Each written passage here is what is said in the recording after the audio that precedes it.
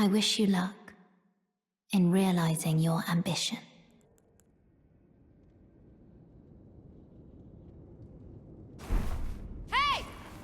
Hey everyone, it's Blue Lizard Jello and welcome back to Everything Possible in Elden Ring. Last time, we stormed the Stormvale Castle courtyard, we cheesed a Lion Guardian, and we borderline abused the Mighty Shot with our longbow. And today we're going to be doing that again. Now before we go on the first part of our little adventure, keep in mind that this video is going to include the boss fight with Godrick the Grafted, and just like we did with Margit the Fell Omen, I do intend on showing you multiple ways to take him on with different builds, so this is just a temporary build. But for now, I am using the Highland Axe, really just to kind of try it out.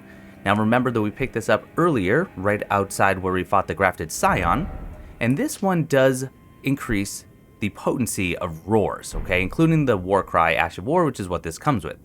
I also have the Eclipse Crest Heater Shield with no skill, I have the Longbow, and I have plenty of Firebone arrows and Poison Bone arrows, both the fletched variety. I did have to go to Weeping Peninsula in between and farm for some thin beast bones from the sheep there. I have nothing on my head, and there's a reason for that you'll be seeing here shortly. Common or Simple Garb, remember this gives me +1 faith, we picked this up in the last episode.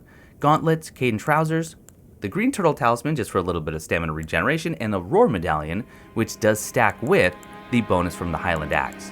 And then along with my normal consumables, I have throwing daggers and soft cotton equipped. So at the end of the last episode, we opened this door. So now we're going to be heading down, and as you can see, there are some of these man beasts, these giant bats hanging from the rafters there, including one over there. First off, let's not forget to turn on my lantern. There we go. Oh, and I should mention our Flask of Wondrous physics right now. We have the Green Spill and the Spiked Cracked Tear. Spiked Cracked Tear really not doing a whole lot with the attacks we're going to be using this axe for, and we're not going to be using it for long anyway. So what I like to do is, anytime these bats are sleeping, this just sounds horrible now that I'm hearing me say it out loud, go ahead and throw a dagger at them, wait for them to fall, and take them out. Got a single arterial leaf here on this corpse, and then we have 2 more of these beasts. You can just target 1 and 2. Drop down, charge heavy, and charge heavy. There we go. So from here, just up there, that corpse right above my head, that is where we picked up the soft cotton, or smithing stones, pardon me. We picked up an item there, and you could drop down onto that ledge right there, and we will actually be utilizing that here in just a little bit. But first, let's jump over, grab a couple more smithing stone level 2s.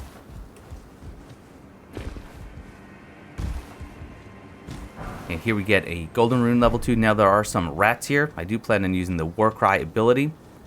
Let's see if we can't get his attention. There we go. Good damage. You do have some stagger capabilities with the War Cry charge heavy. And a little bit of hyper armor. Now with this big rat, it's a little bit harder. You don't actually get as much hyper armor, but if you just do a couple quick charge heavies, there we go. Get that critical, beautiful. And that's almost the last enemy we're going to be fighting here for some time. Now what I'm going to do is I'm actually going to, instead of going for that shiny, I want to go for this Teardrop Scarab right here. Notice the different color than what we're used to. And that's because he's going to drop for us a sorcery. This is Rancor Call. So Rancor Call is a very interesting sorcery, and it does become rather potent eventually. It requires 16 intelligence and 14 faith, so you do need both those requirements, and it does cost 12 FP in order to cast. This is known as a death sorcery. This is going to be increased by certain staffs later on than increased death sorceries. It can also be charged to increase damage, and it deals magic damage. Here's the problem. These are homing slow sorceries. At higher levels, this can be really good and really potent, but because the damage is so low now, and because of the way the damage negation and absorption works at this stage of the game, each of these projectiles is going to do very, very low damage. Now, it's still a homing sorcery, which still makes it fundamentally useful, but at higher levels, this can be devastating to enemies as it bypasses more of their absorption. Very, very interesting sorcery. But let's grab that one shiny, so we have 3 poison blooms. And now, this is where, if you're lactose intolerant, you may want to turn away. As we drop down there, in this very, very telegraphed arena, we're going to run into a new enemy type. This is known as an ulcerated tree spirit. Basically, you know those giant, wavy, wacky, inflatable arm guys outside of car dealerships? It's that, if it could also explode into a fiery explosion. So here's what we're going to do. We're going to fight numerous of these throughout the playthrough, and we will actually go over some strategy eventually. Today's not that day. Our goal is to drop down. As soon as we feel the earth start to rumble, I'm going to sprint through the doorway over there and start climbing a very long ladder. And then we'll come back and deal with him. Here we go. So there he is in all of his weird wormy glory. And pay no attention to this weird fish face for now. We're just going to climb the ladder. And up we go. What a thrill. I'm searching and I'll melt into you. Told you. That's a long ladder. Now we are going to go kill that enemy. But by running across from him, climbing up this ladder, and not resting, that is key, we're not going to rest, we can go and take care of him with, you might have guessed it, our bow. Now, just to give you some context of where we are, as we go through this doorway, this is where we fought the Grafted Scion. And just under that image, by the way, not of Godrick, as I incorrectly stated numerous times, of Godfrey, we're going to turn left and we're going to head back to the courtyard. I'm going to get my soft cotton ready. Now, the idea is we're going to be sprinting through this courtyard, not killing any enemies, using our soft cotton. In fact, I should probably just use it now that I think about it. And we're going to carefully drop down instead of trying to carefully maneuver later on. So let's just run. What I'm going to do is I'm going to go right for these wooden barricades. Roll through. Don't worry about any of these enemies. Don't worry about the omen here. We might have to do some rolls. Oh, looks like we're good. Instead of going towards the site of grace, because again, we don't want to rest, I'm just going to walk. Oh no, it ran out. Oh, this is a problem. But we're actually okay. Yep, we're fine. We're not fine. Hey, adapt and overcome. Oh boy. But that's how you can get a thin beast bone from that dog. In practice, that never happened. But that's also because I didn't use the soft cotton until later. Forget that it's a rather short duration. But there we go. So we're back here. And because we haven't rested, the ulcerated tree spirit hasn't gone back underground. If you rest, he'll simply go back down and you'll have to repeat this procedure. But because he hasn't, we're free to stand right here and do whatever it is we want. Now, he is susceptible to poison. So we are going to spend some time here. Let's go ahead and hit him with as many as we can. Now keep the pressure up until he's poisoned.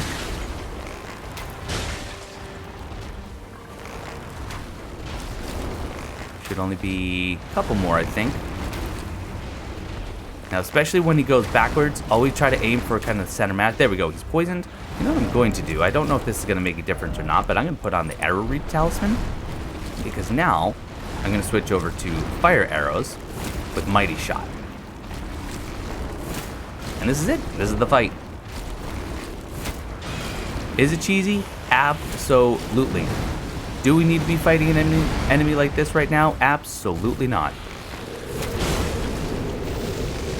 But he can do absolutely nothing to us. And we can do absolutely everything to him. And you know what? Just because this will give me a little bit extra stamina. There's the giant nuclear explosion. Top off on Cerulean. Just in case you need another primer and how to use Mighty Shot, what I'm doing is I'm priming Mighty Shot with my right trigger. With my left trigger, I'm manually aiming with the left bumper, and then I'm just selecting the arrow with the right, either bumper or trigger. For now, this is just the bumper. And there we go. Easiest way to deal with this first ulcerated tree spirit, and we get a golden seed. Now, I haven't forgotten that we already had a pair of golden seeds from the last episode, which means we could have got another flask, but if we're patient, we're actually going to be able to get 2 flasks here in just a little bit. So we have 3 smoldering butterflies, we've got a stone sword key, and we've got 8 throwing daggers. And over by this really bizarre fish face, there are 2 important items to interact with. First is this talisman.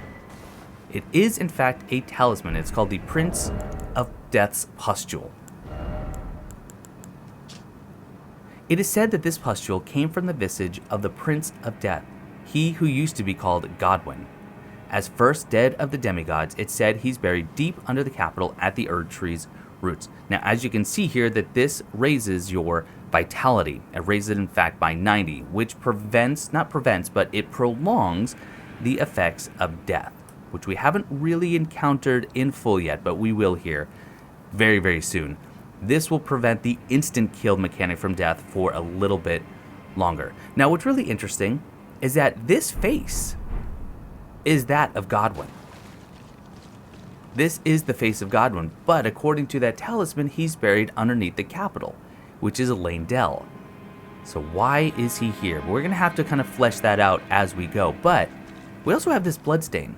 Now, normally I wouldn't pay much attention to bloodstains because I'm playing offline, but that's precisely the reason to pay attention to it.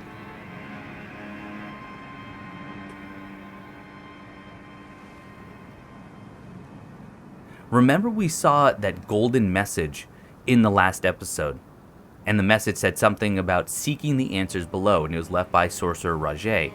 Well, here is Sorcerer Rajay being impacted by death. So I guess we're going to have to find where he is and get some questions answered. So that's it for the basement here in Stormvale Castle, but before we go and seek out Sorcerer Rajay, let's actually go talk to our good friend Roderica, because we did find some information about her friends. So we're going to be traveling to the Stormhill Shack.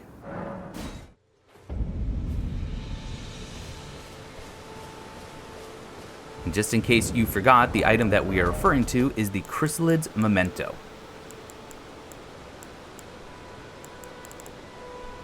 Which is right here. Faintly visible spirits try to convey something, but their voices cannot be heard. A pleasure to see you. Did you give the little chrysalids the message that I love them, and that despite my craven heart, I'm sure I'll be joining their club soon enough? What's this? A keepsake? From my men? Oh. Miss me. I can't.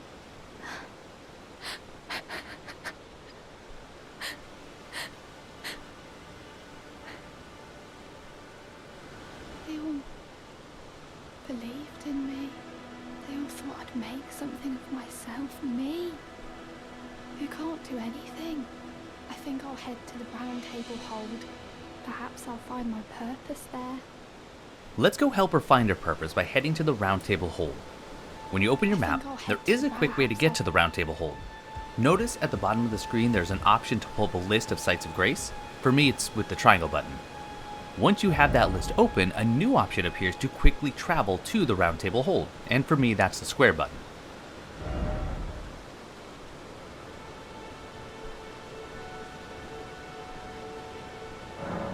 Now before we talk to Roderica, let's give the Godskin prayer book to Brother Corin, even though he might be a bit hesitant. You will then.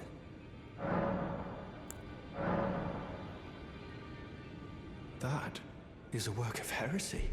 Its incantations bear no lineage from the Erd Tree. Very well. I'll take it off your hands. This opens up the Black Flame and the Black Flame Blade incantations. Black Flame requires 20 faith and costs 18 FP to cast. This Black Flame incantation deals fire damage that's equal to 1.87 times the seal's scaling, and 30% more if it's charged, and that also increases the area of effect. On top of that, it will also deal an additional 2.5% of the enemy's maximum HP over the next 2 seconds. The Godslayer seal will increase the initial fire damage by 10%, but not the damage over time effect.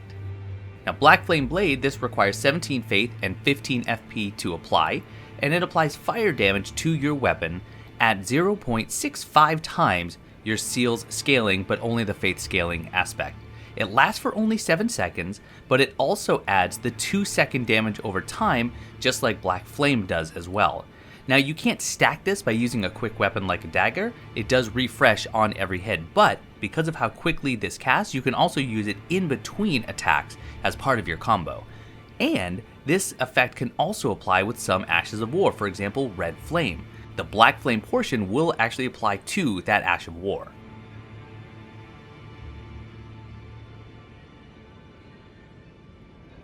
And of course, I do want to pick up both of those. May the Golden Order shine through you. Now, over by the fireplace, here's Roderica. Now, this is going to take some time. We're going to have to go back and forth between her and one other NPC here. If you're not interested in any of the dialogue, you can skip ahead just a few minutes. Greetings. Nice to see you again. My name is Roderica. I should have told you sooner. Isn't this place impressive though? The Roundtable Hold. Covert quarters of the Two Fingers. And gathering place of champions who vie to become Elden Lord. I never knew the guidance bestowed upon us Tarnished had such fantastic roots, although it's all a bit much for me, in truth.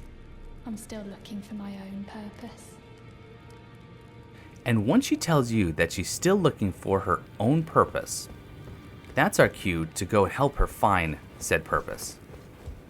And right over here, let's talk to Hugh. Well, where have you been hiding? I took you for dead. No matter, it's all the same.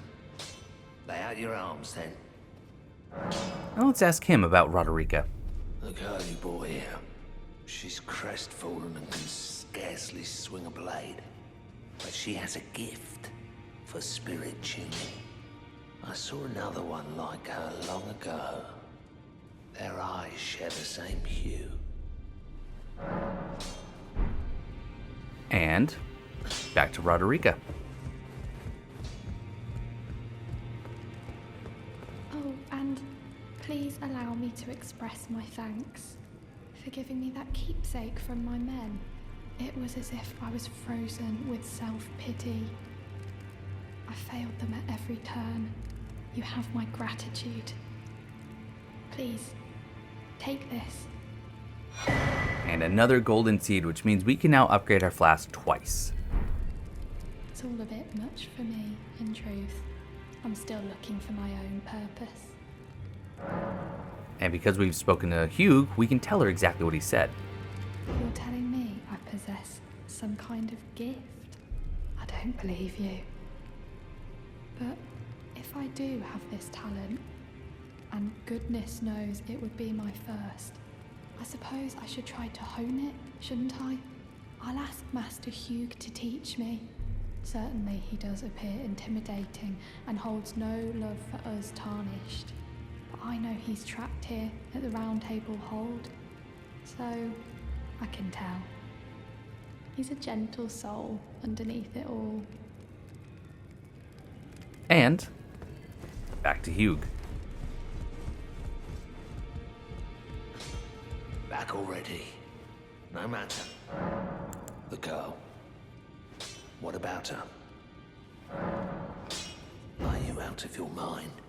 Who'd stay with an ugly brute who only knows how to smith? Absurd. Besides, she'd never agree to it. I refuse to believe it. I don't doubt you, but I know when something's too good to be true. And at this point, you want to rest. We just go to the center of Roundtable Hold, rest at the Table of Grace. Might as well add charges to our flasks here, which again we can do twice. And Roderica has moved, and she's moved right across from Hugh. But let's talk to Hugh one more time. Well, I took you for no matter, it's all lay out your arms then. I spoke with the girl. She has a gift for spirit tuning.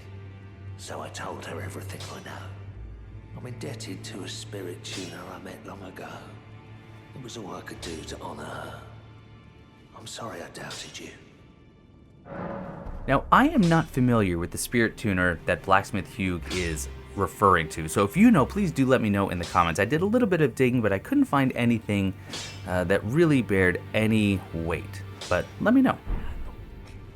But now, she has become a spirit tuner. Good to see you again. Thank you very much. I have you to thank, don't I? For persuading Master Hugh. I can happily announce that he has taught me the noble toil of spirit tuning. I'm as yet unsure of what I might be able to accomplish, but if I might be able to help you all, I'd certainly like to try. And if there's any chance to ease the suffering of my dear men who were grafted, well, I certainly must try. Roderica, the Spirit Tune Apprentice. Pleased to make your acquaintance. And spirit tuning is the act of upgrading your spirit summons. And we've collected quite a few of them in our travels already, including a couple of special ones. Banished Knight Engval and Lutul the Headless, both of which are very, very powerful, but you can see these take Ghost Glovewort, whereas all of the more common ones will take the regular Grave Glovewort. Now we have collected enough Glovewort, both the Grave and the Ghost, to upgrade any of our spirit summons twice. So we're going to be considering that when we start talking about how we're going to take down Godrick the Grafted. Speaking of which, it's about time we start talking about these builds. So let's take a look at how I go about at creating a build, if you will. So for this first attempt, I'll be using the Finger Seal. Now, I am going to be using the Black Flame incantation, and even though the Godslayer seal does boost Godslayer incantations, because of the significantly higher incant scaling currently on the Finger Seal, this is still going to be the better option. Greetings, are you here for... For Roderica, I'm going to be looking at the Jellyfish Ashes, the one that we actually got from Roderica. This is going to build up poison on Godrick and allow us to get a lot of damage over time, but let's go ahead and upgrade twice to give it more survivability.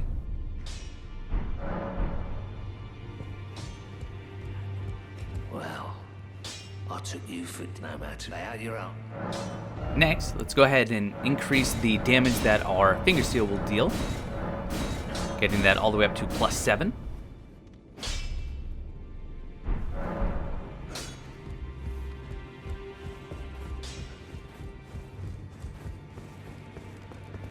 Next, resting at the Table of Lost Grace. The only incantation I plan on using is the Black Flame. Now, we don't have the faith to use it currently, but we can fix that, at least temporarily, with the Mix of Wondrous Physic, or the Flask of Wondrous Physic. I'm going to put on the Faith Knot Crystal Tear, as well as the Greenspill Crystal Tear, just for a little bit more stamina. I'm going to reallocate my flask just to make sure we have enough FP. 3 and 5 ought to do it.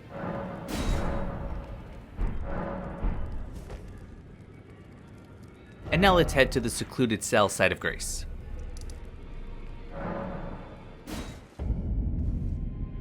Now we are just about ready to take this on. However, let's take a look at our talismans.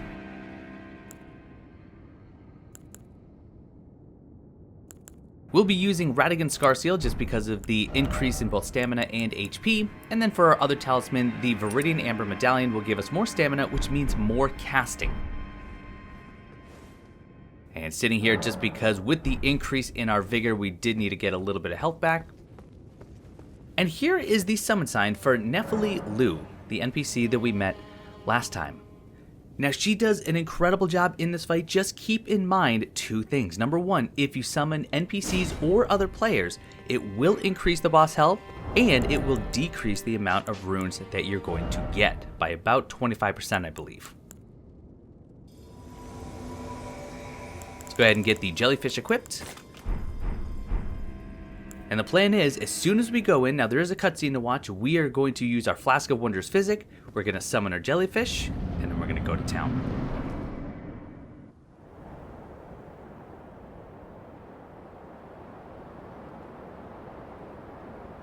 Mighty dragon, thou art a true-born heir. Lend me thy strength, O kindred. Deliver me unto greater heights. Well.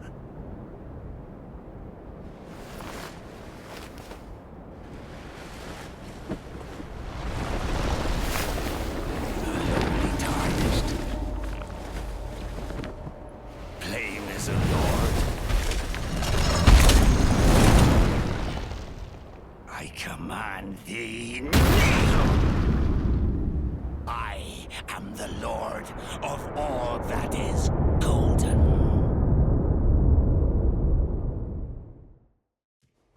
Now that the fight has started, let's go ahead and summon our spirit jellyfish. Drink our Flask of Wonders Physic. Now with this wind attack, if you dodge away from the wind, typically you can avoid it altogether. And I'm just going to start casting Black Flame. Now unfortunately his aggro is on me and I'm getting stuck on these stones here, but if we just roll away from these attacks. Drink our flask here. Now notice I'm not actually charging up the Black Flame. I have found in testing that right now, it is easier and faster for us to just cast repeated Black Flame without the charge in order to get him knocked down very, very quickly. Run away when he starts charging that axe up. And when he drops to his knees like that, that is your indication that phase 2 is about to kick off.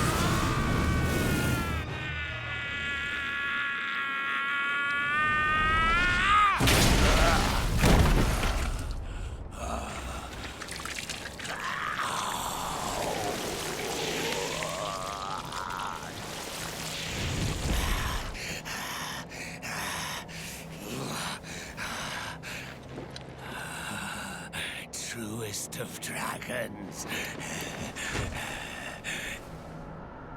lend me thy strength.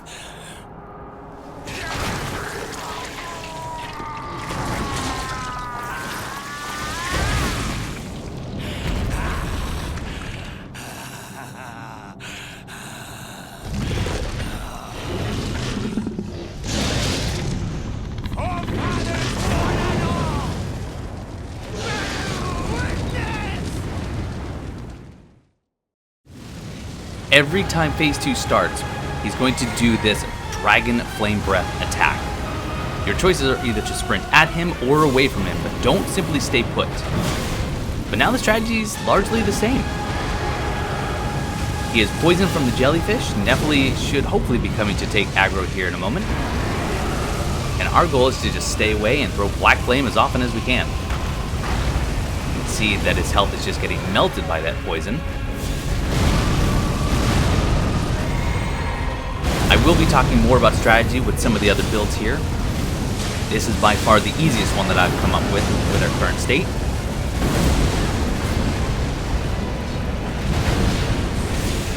And we don't even get to get the killing blow, because Nephilim and the Spirit Jellyfish have done an incredible, incredible job.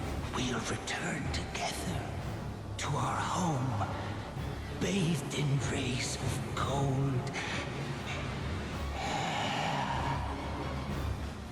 And with Godrick defeated, we get his Great Rune, we get the Remembrance of the Grafted, and we got 15,000 runes, and that is because we summoned Nephilim Lu. The full rune amount is 20,000 plus an additional 6,000 if you use a Gold Pickled Foulfoot. But we've got 3 more builds to come. Let's get on to the next one. For this build, I am using the Morningstar upgraded to +7, the Glintstone Staff in order to cast Magic Shield. That Magic Shield is going to be cast on the Wooden Great Shield. Nothing on my head as of yet, but I do have the Curved Sword Talisman and the Axe Talisman to help with guard counters and charge attacks respectively. And then in terms of consumables, I have my flask of course, but I have blood grease to increase the blood buildup on the Morningstar. My flask has the Spiked Crack tier and the Crimson Burst Crystal tier in order to boost up my charge attack power as well as restore my HP.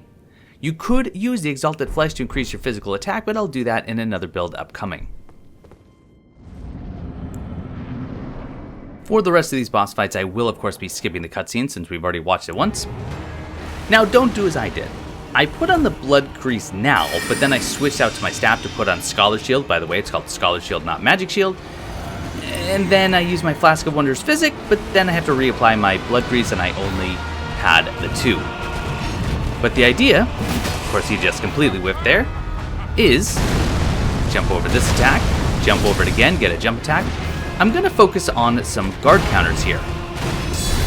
So wait till the last hit of a combo.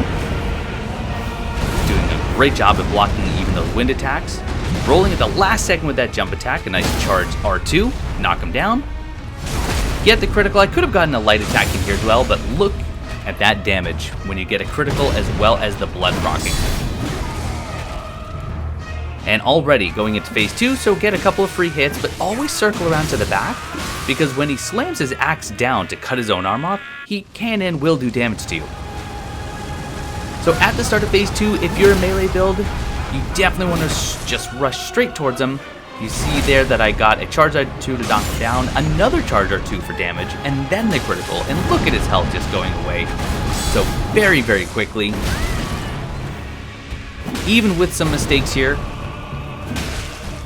go ahead and keep whacking. Backing up.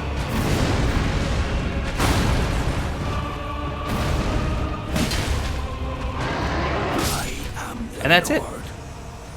A very, very simple bleed build using guard counters and some charge heavies. And Godrick goes down yet again. 2 builds down, 2 to go.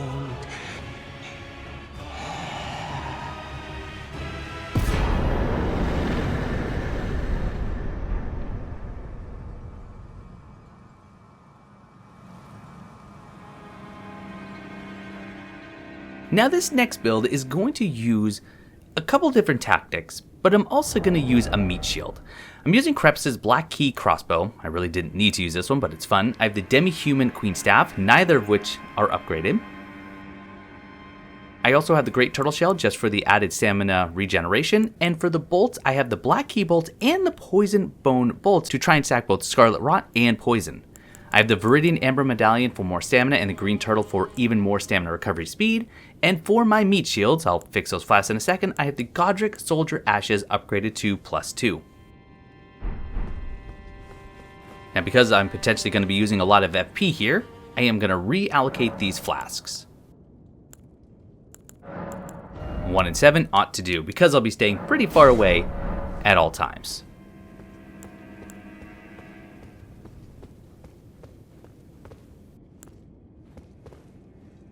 So just like the very first build, as soon as we get in, as soon as we're able to at least, we're going to summon our spirits. Then I will drink my Flask of Wondrous Physic. And we're going to focus first on the Scarlet Rot. So I'm going to load a crossbow and shoot. Of course, I'm a little bit out of range here. Focusing on me with these wind attacks. Just dodge away from the wind. Really need these soldiers to get the aggro. There we go. And it is going to take a few shots because the Scarlet Rot buildup will of course go down over time if I'm not constantly landing hits. But eventually we are going to see his health go down very, very rapidly with the Scarlet Rot. And yes, mistakes do happen. Dodge at the last second anytime he jumps in the air like that. So whether or not he jumps or does the wind attacks is entirely dependent on your spacing. If you're up close and personal, he's going to do the jump attack, which is my preferred. However, if you're medium to long range, he's going to send those waves of wind at you. And finally, there is the Scarlet Rot, so now I'm going to switch to the Poison Bone Bolt, see if I can stack both Poison and Scarlet Rot. keeping our distance, constantly reloading. And once I have both applied, or at least I think I have both applied, then I'm going to be switching over to our magic, Glintstone Stars and Glintstone Pebble.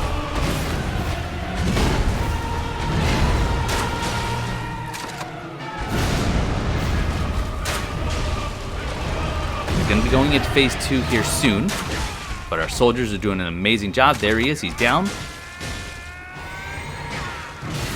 And it looks like we have both Scarlet Rot and Poison applied. Switching to our staff. Now for here, I am sprinting at him just to get under that flame attack. A couple of Glintstone Stars, now I'm going to back up. And much like the very first build, now it's just pew pew until he's down. Glintstone Pebble is by far the most efficient within this build, and I do use that term loosely. Now keep in mind, with these builds that I'm showing, none of them are meta, none of them are the best they could possibly be, but I want to show you that even with a suboptimal build with some strategy and some practice, of course, these fights are very, very possible. I am the Lord of all. And the Scarlet Rot and the Poison took him out for us. Godrick's soldiers did an amazing job, even at only +2. And that is the third out of 4 builds. We've got one final one, and this will be the one that we stick with. And there's also an item that we haven't picked up we're going to go pick up on our character that will carry us for a little while at least. It's really not that great. Now for our final build and the one that we will be sticking with, well, first before we get to the build, I'm not at the secluded cell site of Grace, I'm actually at the Rampart Tower because we have an item to pick up. But for this build, I have the Lord Sorin's Greatsword upgraded to +7. I have the Great Turtle Shell again for that stamina regeneration. I have the same armor I've been using, but again, nothing on my head. That's going to change. I have the Viridian Amber Medallion for more stamina and the Axe Talisman for increased charge attacks. I have reallocated my flask to 7 and 1, Exalted Flesh for the boost to the physical attacks, and Fire Grease to apply to the Lord Sorin's Greatsword. My Flask of Wonders Physic has the Crimson Burst Crystal tier and the Opaline Bubble tier. But since we have moved Roderica to the Roundtable Hold, or I guess I could say that she moved on her own, I don't think there was any coercion there. In the place where we found the Chrysalid's Memento, there's a new item. So when you go down the elevator and you go under this arch, first turn right, right blue, blue to the right. Yeah, see, if you just listened in the first place, now we're going to go to the right. This is where the body pile is with a couple of dogs. Let's take them out with a little bit of Impaling Thrust. And the one that's a little bit more difficult, nice jump attack. And Impaling Thrust, there we go. Get some thin beast bones, but we get the Crimson Hood. This only appears after Roderica has moved to the Roundtable Hold. You can see here that this increases our vigor by 1. It's not a massive increase, but it's a little bit.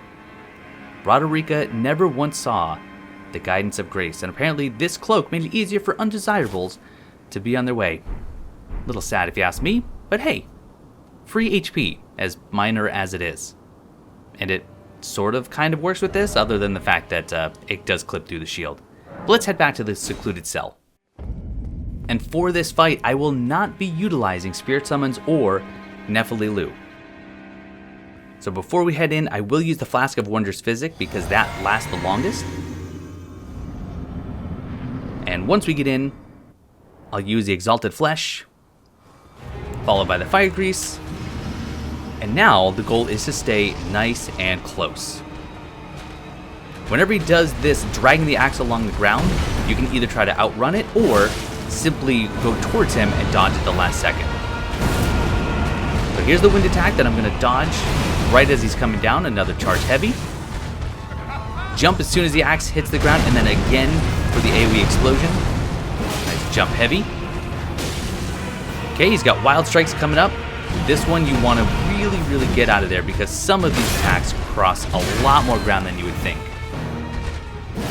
Took a big risk there with the Charge R2. Massive critical. Let's go ahead and top off our health. Once again, the wind attack, staying close.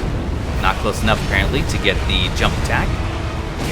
Triggering phase 2, heading behind to get a couple of free hits. This time I'm stacking up charge R2s because his stagger meter will be building up in the background even through that cutscene. Charge straight at him as he's doing that fire breath attack. One single charge R2 gets us the knockdown. If you have time when an enemy is staggered, get an attack or two before you go for the critical.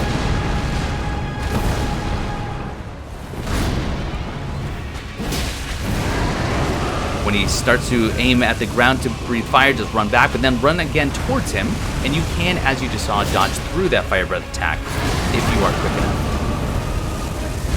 He's doing his leap attack and dodge. Charge R2. And there's Godrick the Grafted in 4 different ways, and you saw that I used a gold pickled foulfoot in order to get that boost in runes. Return together to our home, bathed in rays of gold.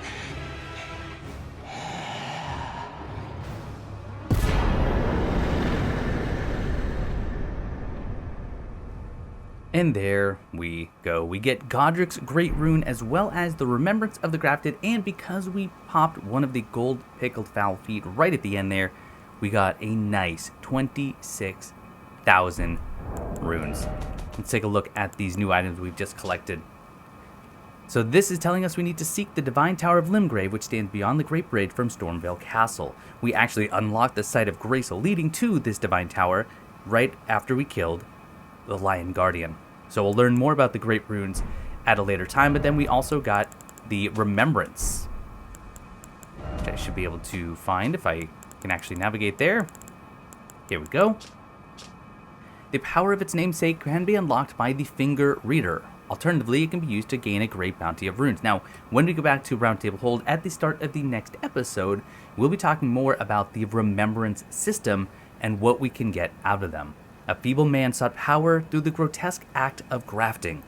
One day we'll return together to our home, bathed in rays of gold. When we get back to Roundtable Hold, there's going to be a lot for us to do and a lot for us to talk about. But before we get there, let's go ahead and rest at this new site of grace. Godrick the Grafted. And wouldn't you know it, our good friend Godrick is here one final time, and what is he doing? Excuse for a lord you were. Craven to the bone. Pushing me about like that. And after all that grafting, where did that get you? Look down on me, would ya? Godrick, you filthy slug. Feel it. Feel it. Feel my bloody wrath. Oh. Hello there. This weasel was... Godrick was always looking down on me. He got what he bloody deserved thanks to you. I tell you though, what goes around comes around. He had an ugly heart, an uglier countenance, and met the ugliest of ends, eh?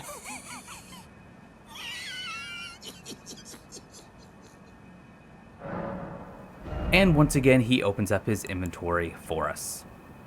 Now, he will have more to do later on, but that's going to be quite some time from now. As I majestically walk towards the camera and Godrick continues to stomp in the decapitated remains of Godrick the Grafted, I'm going to say that's going to do it for this episode of Everything Possible in Elden Ring. Stormvale Castle is now behind us. Now, if you learned something, I would love it if you left me a comment down below and let me know what you learned, or if you have a better strategy for defeating Godrick the Grafted, let me know that too so we can all keep learning. But I want to thank you all so much for watching, and I will see you next time.